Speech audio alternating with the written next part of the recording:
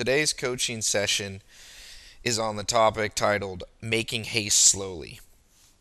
As an entrepreneur, you're going to be bombarded by advice from different people. Some will say you need to move forward quickly, don't procrastinate, just act. A rolling stone gathers no moss. Other people will tell you think through things carefully, create an organized business plan, create an advisory panel of people who know more than you, do a competitive analysis. The question is, which of these people are right? Years ago, an old farmer told me, Ty, you need to make haste slowly. He was actually quoting the words of Augustus Caesar, who said, Festina lente, which is translated, hurry slowly, or make haste slowly. There's a tremendous power in these words. What Augustus Caesar was saying is that there is a precise balance that we must all achieve, a balance between hasty action that ends up in disaster and over preparedness that never gets our enterprise off the ground to start with.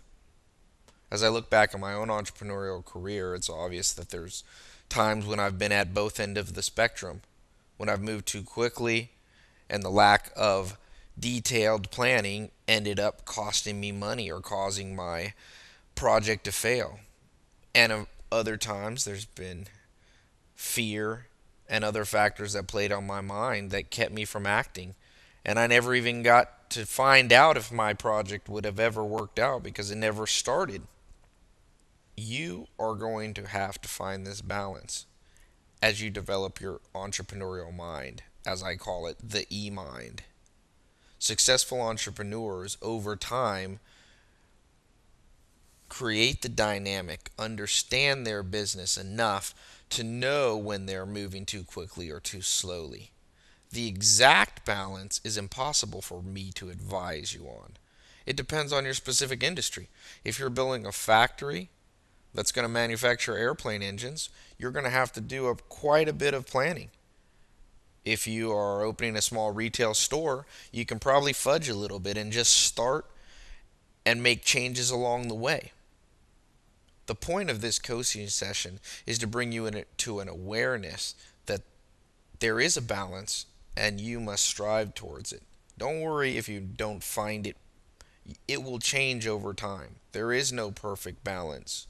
But as they say in AA, the beginning is to admit.